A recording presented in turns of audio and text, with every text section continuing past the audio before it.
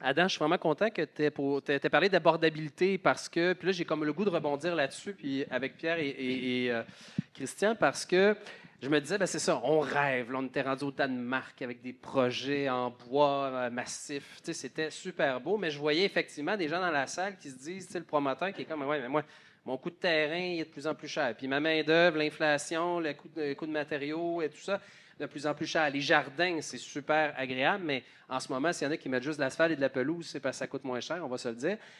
Donc, de faire des grands jardins, tout ça, c'est de l'entretien, c'est des coûts au départ.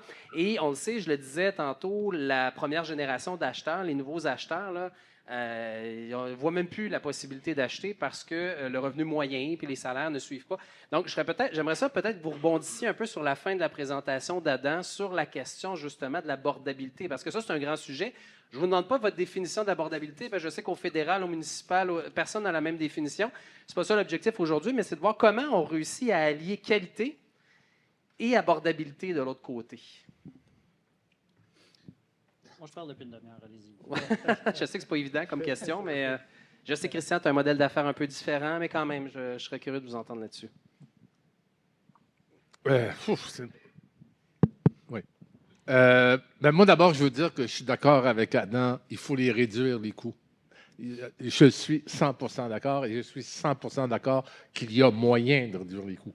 Ça veut dire, puis là, je vais encore une fois me retrouver quelque part dans les médias, réduire la cupidité. Okay? Les coûts des terrains là, n'ont plus... Moi, là, je parle toujours pour Montréal. Okay? Les coûts de terrain à Montréal n'ont plus aucun sens. On n'est plus dans l'économie réelle. Là.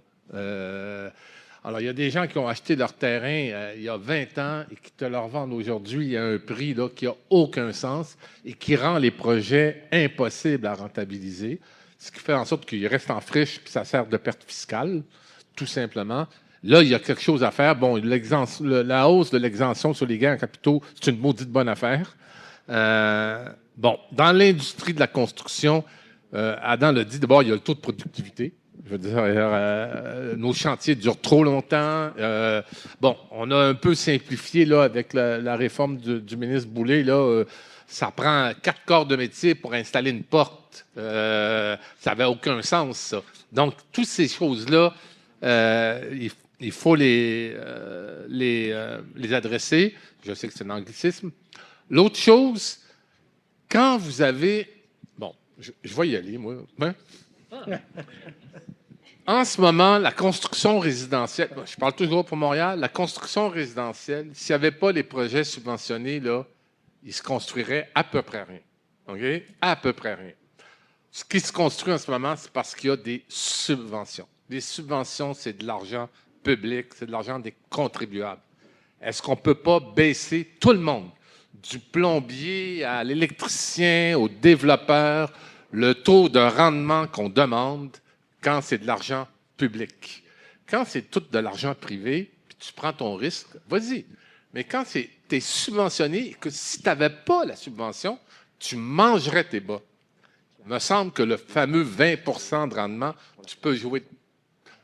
Ceux qui sont en business le savent, quand c'est un peu difficile, bien, on se resserre, on essaye de passer à flot, puis quand ça remonte, ça remonte.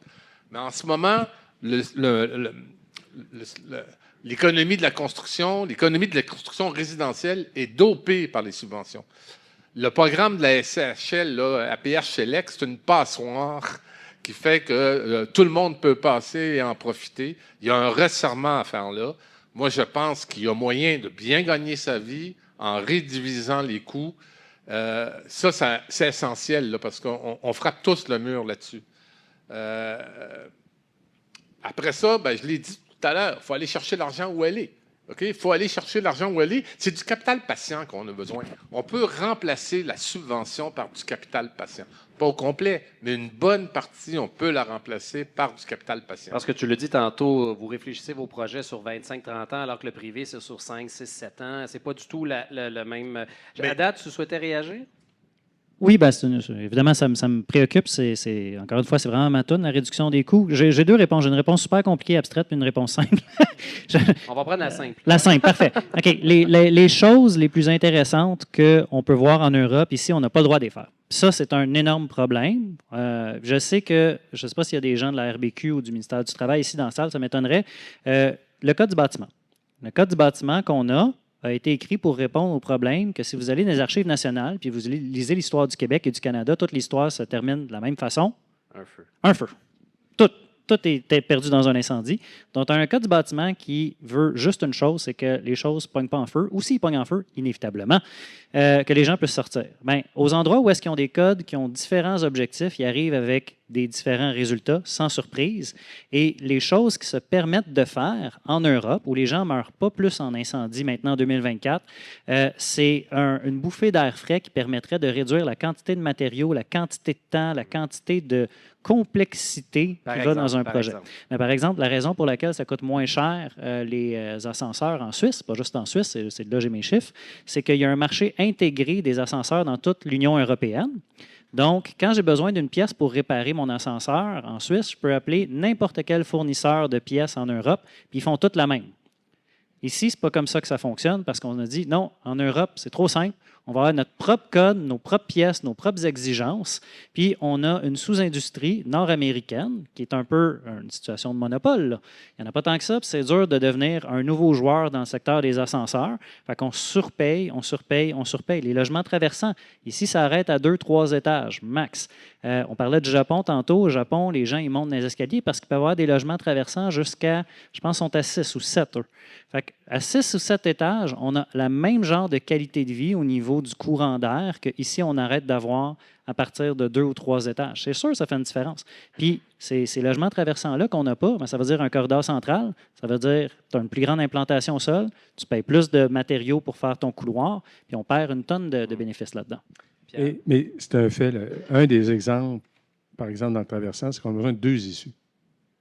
Alors, tu sais, tu imagines pour chaque, au Québec, là, une issue supplémentaire. Donc, alors, nous, on travaille sur des stratégies, vous l'avez fait, sur des coursiers qui deviennent des balcons, mais je veux dire, on se complexifie la vie avec un code qui est dépassé, qui est complètement obsolète là, par rapport à ce qui se fait ailleurs. Donc, c'est quand même incroyable avec des règlements qu'on met, on contribue à la hausse du coût de la construction. Donc, ça, c'est des éléments parce que si tu n'as pas de traversant, mais vous voyez tous les climatiseurs, les thermopompes, les balcons, puis le coût déjà de le traversant fait que les journées où tu as besoin de climatiser sont divisées par 10. Là, je veux dire, donc, énormément d'impact. Parce qu'il faut le dire, le traversant permet d'ouvrir des fenêtres de chaque côté du logement et donc la chaleur monte, la ventilation naturelle retire et donc moins de... Essaye de faire ça dans un condo mono-orienté qui est au sud. On m'a dit il va faire 282 degrés dans la journée. Tu sais, je veux dire, ça n'a pas de sens de faire ça. Donc,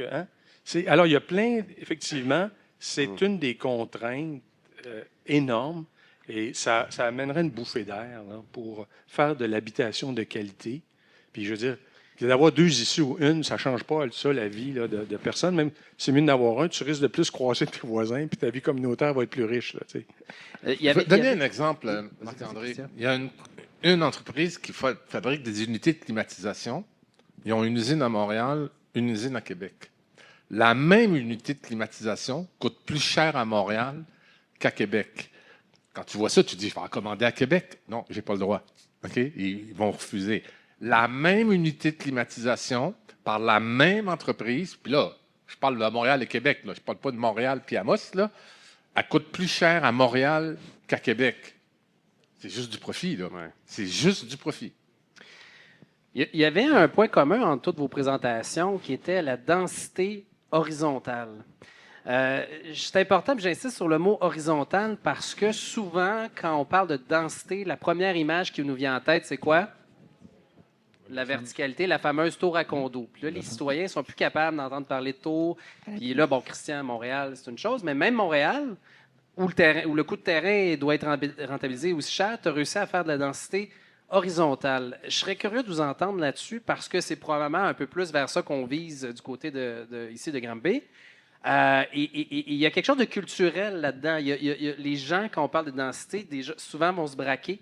Alors qu'on a vu que vos bâtiments, on est loin des tours à condos. Là. Donc, d'un point de vue architectural, il y a... non, on hésite, Adam, non? En effet, j'hésite. OK. Vas-y. Ben, c'est une tour, ça dépend toujours de ce qu'il y a à côté.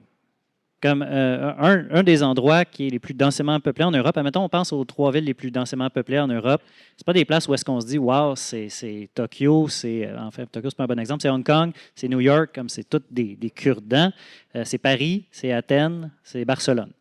Ben, ça n'a pas l'air des tours quand tu regardes à hauteur du sol, mais c'est à cause que tout est à la même hauteur. À Barcelone, c'est tout entre 7 et 9. Paris, c'est à peu près 5-6 partout. Là, aujourd'hui, si on dit on va mettre un 9 étages à côté d'une maison individuelle, de quoi ça va avoir l'air? D'une tour, évidemment. Puis le vocabulaire qui va être proposé en opposition, c'est ça va pas être une tour. Fait que je pense que c'est important de réaliser que ces choses-là vont se passer progressivement. Puis des îlots, comme on parlait tantôt, là, comme on dit, on fait une cour intérieure, c'est très rare au Québec qu'on a la chance de faire un développement tout d'un coup sur toute une friche, puis là, on monte tous les buildings en même temps, surtout si on veut de la diversité architecturale. Fait qu'ils vont aller un à la fois. Mais la gradation, c'est important, mais pour te donner un exemple encore plus local, le plateau Mont-Royal à Montréal, qui est un des quartiers les plus denses au Canada, c'est pas la tour qui est vraiment l'image du plateau Mont-Royal. Donc, mon point, c'est que dans un contexte où une MRC comme ici, où justement, il faut y aller progressivement, puis la tour, on n'est pas rendu là encore, ou en tout cas, on va peut-être y arriver un jour, mais j'ai l'impression, en fait, c'est qu'on peut faire de la bonne densité sans nécessairement s'en aller dans la grande verticalité. Effectivement, quand on voit les graphiques, là, donc l'exemple du plateau Montréal est très pertinent, donc du 3 étages qui est très, très dense. Alors, c'est pour ça que dans les projets qu'on regarde, on va jusqu'à 5 ou 6 étages. C'est une optimisation, là, je pense, de la vie. Et comme je dis, c'est aussi pour la vie communautaire, c'est-à-dire tu peux te parler, tu peux voir les gens, Alors, et on voit que des villes comme Paris, c'est, je pense, la deuxième ville la plus dense au monde. On est à 7-8 étages. C'est 25 000 personnes au kilomètre carré, Paris. Imaginez, là, Granby rentre dans quoi, 2 kilomètres carrés. C'est incroyable, mais jamais personne va à Paris et dit ça n'a pas de bon sens. C'est 6, 7, 8 étages. Donc, alors, on peut travailler. C'est beau. Non, mais on peut travailler intelligemment. Alors, moi, c'est pour ça que je trouve ça tellement triste quand on est rendu à faire du 20, 30, 40 étages. Là, il n'y a personne là, qui va être heureux. Là. Imagine les coûts de transport verticaux et tout ça. C'est-à-dire, je prends le temps de le mentionner parce qu'on le voit un peu partout dans les municipalités. Je ne comprends pas. On dit on va lever le plafond. Arrêtez-moi ça. C'est une catastrophe pour le Québec. Là. C'est une catastrophe. Alors donc, je pense qu'il faut rester dans des gabarits. Écoutez, Paris, là, je veux dire, c'est 2 millions d'habitants sur une infime superficie de la ville de Montréal. Puis j'étais au Japon il y a 2 semaines, j'étais à Tokyo justement. C'est quand même fascinant. Tokyo, Yokohama, là, c'est la population du Canada, 42 millions d'habitants, sur la région de Montréal. Il y a de l'édifice en hauteur, mais je veux dire, la majorité, là, c'est 3-4 étages. Alors donc, là, arrêtons de nous faire raconter des histoires qu'il faut faire sauter les plafonds.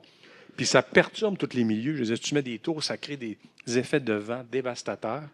J'ai mon bureau à Québec près des couteaux, complexe G, tout ça. Je veux dire, la banque, tu es dans un quartier, tu mets une tour comme ça, bien, je veux dire, attache ta tuque. Hein? Je veux dire, non, mais ça fait de l'ombre aussi sur tout un voisinage. Il y en a qui sont dans l'ombre. Donc, c'est vraiment absurde comme mode de construction pour un pays comme le Québec qui a de l'espace. Donc, c'est parce qu'on le gaspille, on a beaucoup d'espace résiduel. C'est là, on a une mauvaise utilisation du territoire. Évidemment, ça dépend du contexte. Évidemment, je sais que tu allais rebondir là-dessus. Là. Ça dépend du contexte. Je m'en vais vers vous. N'hésitez pas à lever la main. On a 2 micros qui se promènent. Peut-être juste vous poser une question pendant qu'on se promène. Récemment, il y a un projet de loi qui vient d'être abordé aussi sur la question des règlements d'urbanisme et en fait, pour aider les municipalités à densifier le territoire, particulièrement en termes de logement. Je serais curieux de vous entendre là-dessus parce que beaucoup ont déploré, ou en tout cas des groupes, je ne sais pas si Vivre en Ville l'a fait ou comment vous l'avez fait, la question, en fait, c'est ça, oui, on veut accélérer, oui, on doit plus construire, oui, il y a des municipalités qui ont des contraintes qui n'en finissent plus pour construire du logement, mais en même temps, ça peut mener aussi à certaines dérives. Puis je le disais en introduction tantôt, on ne veut pas se retrouver dans 15-20 ans puis faire vite, vite, vite, on a une urgence là, puis oups, on a oublié, puis les projets n'ont pas de bon sens, puis on regrette dans 20 ou 30 ans. Je serais curieux de vous entendre sur ce changement réglementaire-là qui vient de passer au gouvernement. Est-ce que ça vous inquiète? Et à l'inverse, si on veut être constructif aujourd'hui, comment s'assurer? Quelle balise doit-on mettre? Je sais que déjà, les guides qui sont produits par la Ville mettent déjà pas mal de balises, mais je serais curieux de vous entendre un peu là-dessus.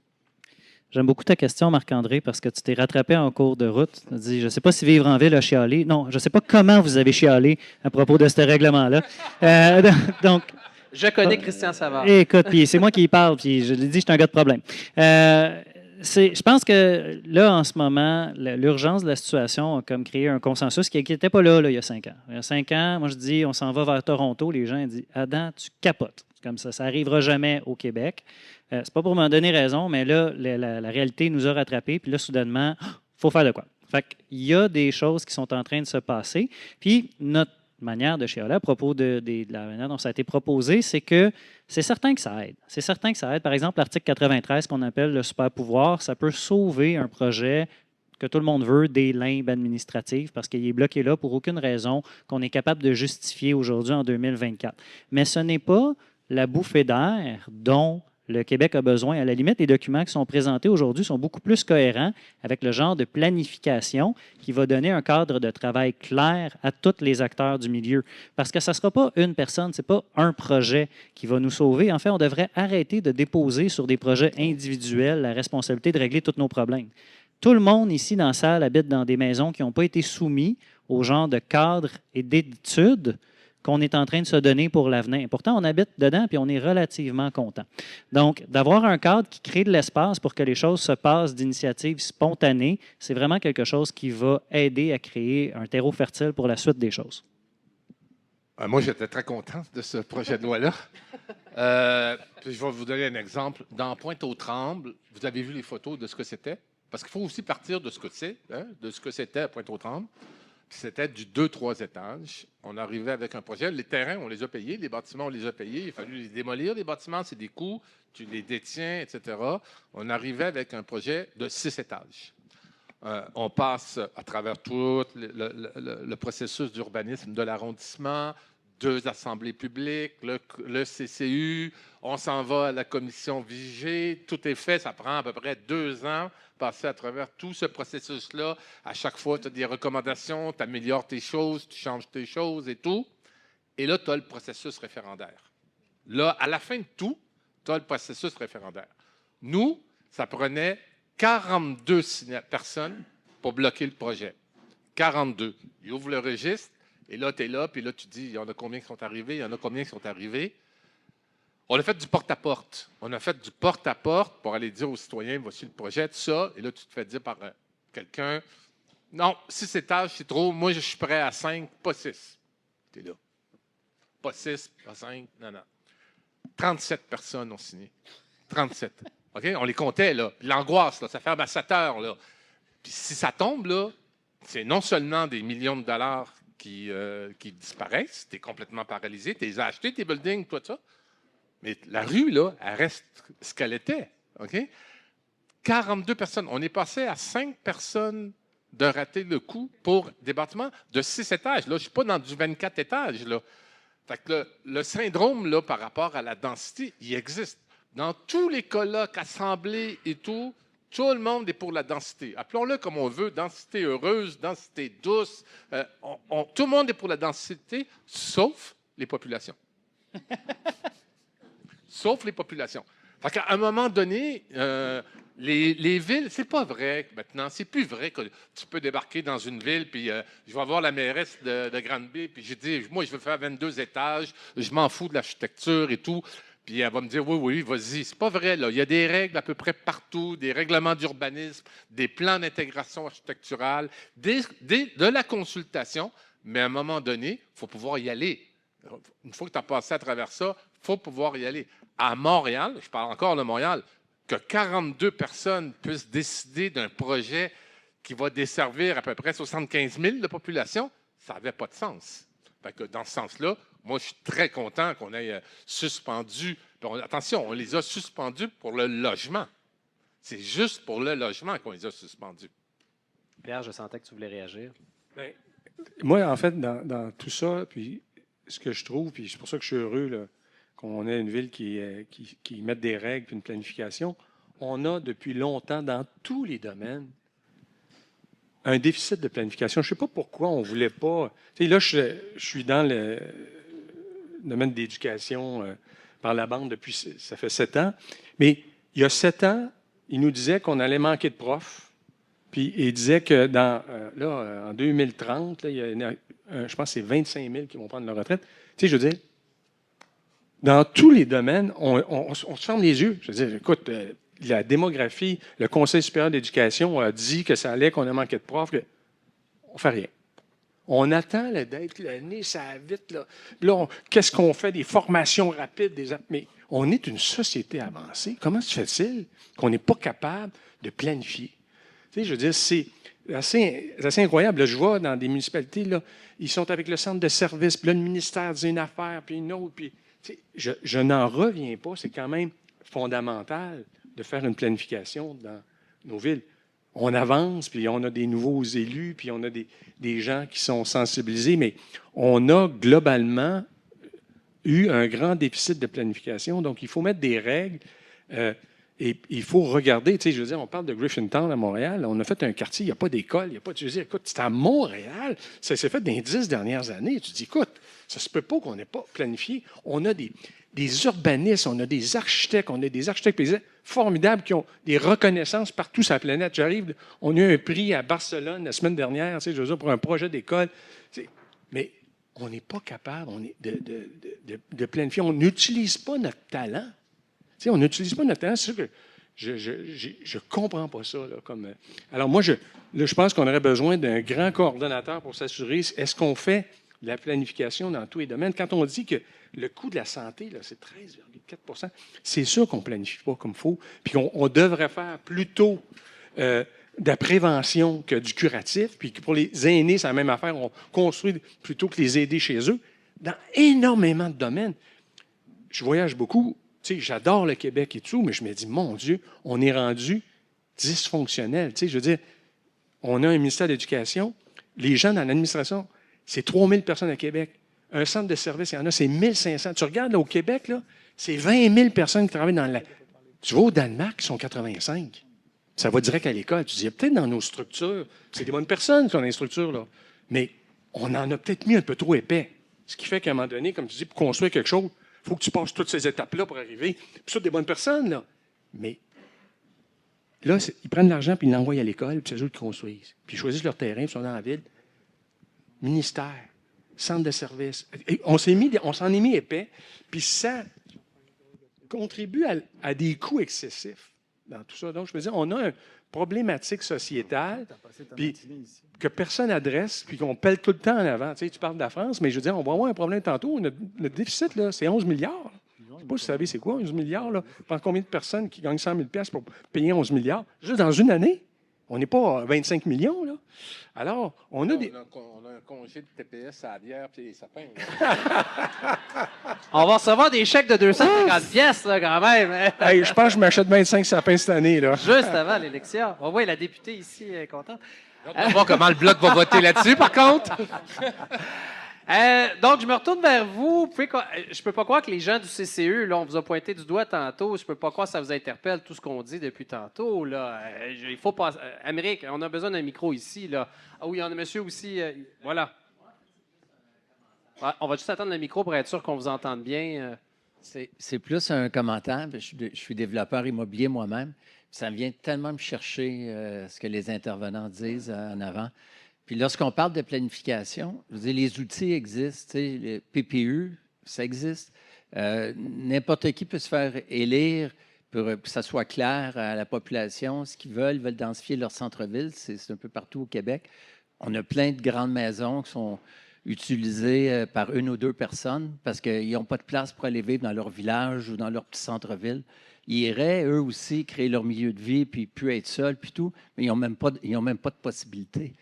Ils vendent leur maison à 500 000 $, ils placent l'argent, ça paye le loyer. T'sais. Et tu viens de doubler la population parce que la maison, il y a 4 personnes qui vont aller vivre dedans. Puis dans le logement, ben, il va avoir les 2 personnes. Alors, c'est simple, puis ça prend juste un PPU, mais ça ne se fait pas.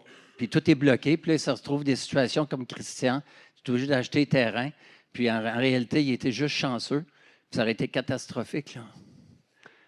Fait que c'était juste plus un... Mais je serais curieux de vous poser une question, Oui. justement, par rapport à ce qui a été présenté ce matin. Vous dites, moi, j'ai des projets à développer là, avec la ville.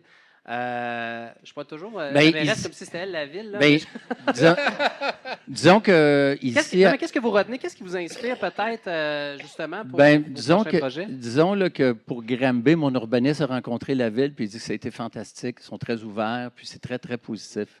Bon. Est-ce que le changement de zonage va avoir à passer à travers un processus référendaire? Je ne sais pas. Mais ici, ça semble avoir été l'accueil fantastique. À Longueuil aussi, là, il y a beaucoup de volonté. Mais ça reste que la province est grande. On vient de passer à travers un processus, comme Christian dit, à Sainte-Adèle, où on est obligé d'acheter les terrains et tout. Et on aurait pu se faire bloquer. Ils n'ont aucune vision pour redévelopper le centre-ville de Sainte-Adèle, qui est à l'abandon total. Ils continuent d'ouvrir des chemins à Saint-Sauveur, puis à Sainte-Adèle, puis partout dans les Laurentides. Les chevreuils, ils se promènent dans les villages parce que leur habitat naturel est menacé. Ils sont complètement désorientés. Ils sont complètement désorientés. Il y a des chemins là, à Sainte-Adèle, puis à Saint-Sauveur, pour construire des milliers de maisons existants. Là. Arrêtez, il y a plein de maisons à vendre, à rénover. Des centaines, des milliers de maisons à vendre, à rénover au Québec. Alors, arrêtez. Densifiez vos centres-villes. Il y a plein de gens qui vont aller vivre là. Puis on va rénover le parc de maisons qui est existant. Bien, merci beaucoup. Ouais. Merci. Super intéressant. Quelqu'un veut réagir à ça? Ou compléter? Non, notre CCU est bien gêné. Seigneur. Encore une C'est fois, votre job de vous prononcer.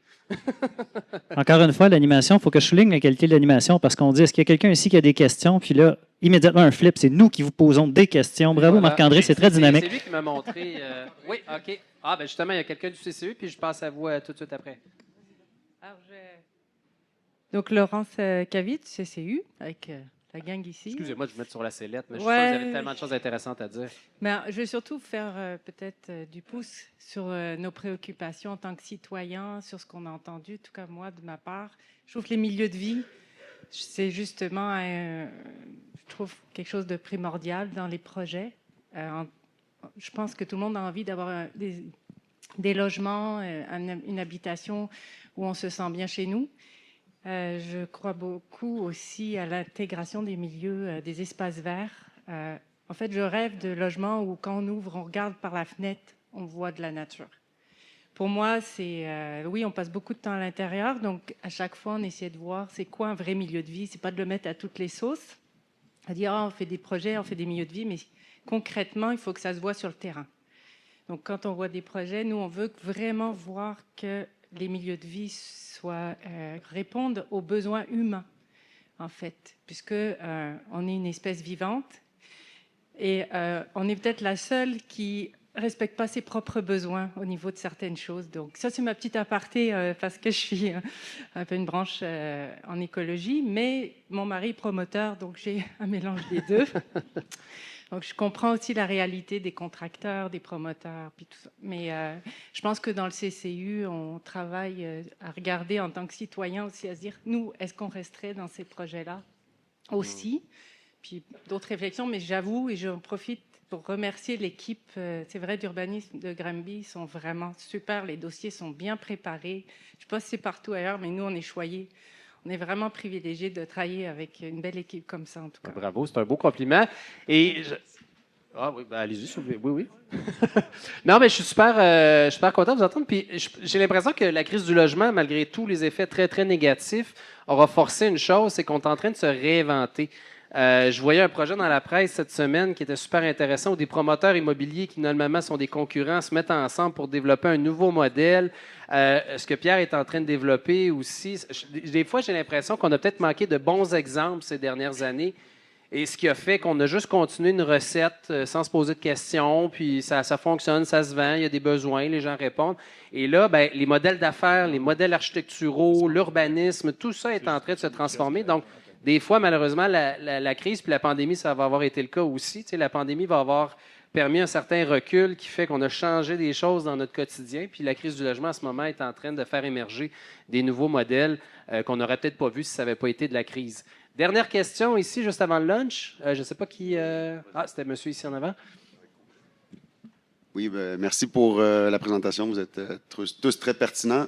Moi, ma question, c'est plus par rapport à, oui, on veut développer, puis il y a quand même une capacité au niveau des infrastructures dans toutes les municipalités, puis ça coûte excessivement cher d'amener ces infrastructures-là à un autre niveau. C'est quoi le plan par rapport à ça, selon vous? C'est quoi votre vision par rapport à ça? Parce qu'à Granby, je pense qu'on a peut-être de la place pour 8 10 000 portes encore, mais après ça, tu sais, mais c'est la situation partout pareille.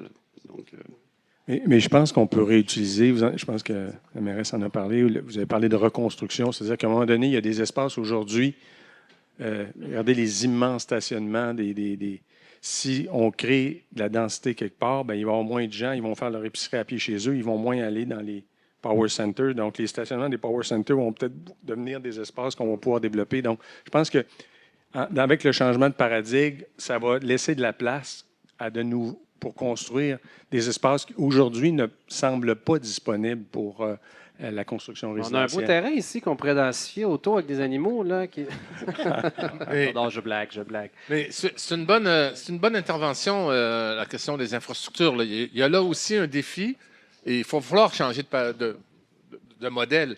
Le terrain à Montréal de Blue Bonnet, c'est 1 milliard le coût des infrastructures. Là. C'est 1 milliard. Tu ne peux pas demander à la Ville de Montréal de mettre 1 milliard up front puis de développer les infras. Il va falloir trouver des modèles de financement, une infrastructure qui est bonne pour 50 ans, 60 ans, 70 ans, que tu la finances sur 50, 60, 70 ans. Il va falloir trouver des nouveaux modèles de financement pour les infras parce qu'on va frapper le mur, effectivement, là-dessus. Moi, je trouve que il n'y a pas de solution encore, mais il y a beaucoup de réflexions qui sont en cours parce que les municipalités ne seront pas capables. Là, même Montréal, là, 1 milliard pour Blue Bonnet, tu n'es pas capable de mettre ça. Là. Fait que là, c'est soit tu te retournes vers Québec et Ottawa, puis là, tu disais, à Québec, c'est 11 milliards de déficit, puis bon, nos écoles, nos hôpitaux, etc. Bon, à Ottawa, ils ont de l'argent, là. Vous l'avez vu hier, là, c'est formidable. Ça s'appelle Noël. Hein? Puis toi qui aimes la santé, c'est parfait, là, ce qui s'est fait à Ottawa hier, des croustilles, la boisson gazeuse, let's go, on y va. Les bonbons, etc. Mais non, mais blague à part, puis il faut les financer, nos infrastructures, puis il faut les financer sur une plus longue durée que ce qu'on fait en ce moment, où on dit à la municipalité, paye les infras, puis met une taxe d'amélioration locale. Ça ne marche plus, ça. Bien, moi, il y a quelque chose là-dessus pour voyager, là, puis la pandémie a fait mal ici. Je ne comprends pas pourquoi. Tu sais, j'étais en France, au Danemark.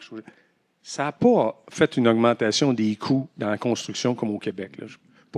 Moi, j'aimerais qu'on essaye de comprendre. Ça vaut la peine d'avoir un petit comité là, d'études là-dessus, puis qu'on compare avec d'autres. Parce qu'avant, on était sensiblement dans les mêmes prix, mais ça coûte plus cher construire à Québec actuellement qu'à Paris.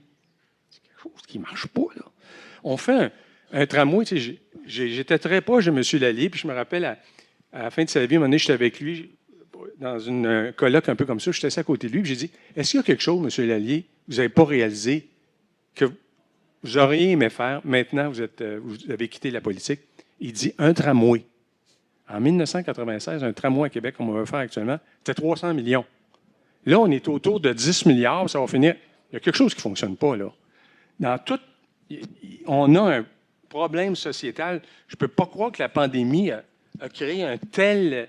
Ici, au Québec. Il y a des Martiens qui sont venus, puis ils ont pris la main-d'œuvre, ils l'ont amené à Mars. Essayez de comprendre, parce que tout ce qu'on dit, là, ça fait mal partout, puis ça fait des prix qui ont skyrocket, qu'il n'y a pas ailleurs sur la planète. Là. Tu te dis, mais quelque chose aussi, là.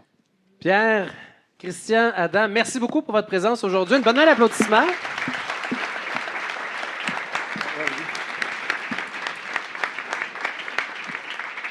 Je vous rappelle que vous pouvez aller voir les gens avec des cocardes bleues autour de 12h30. Ils vont être à l'arrière. Il y a un kiosque de la ville. Donc, si vous avez des questions pour l'approfondir, ça sera le moment. C'est l'heure du lunch. On va se retrouver aux alentours de 13h30 avec la mairesse Catherine Fournier. Le lunch se fait de l'autre côté du rideau. On va faire une photo.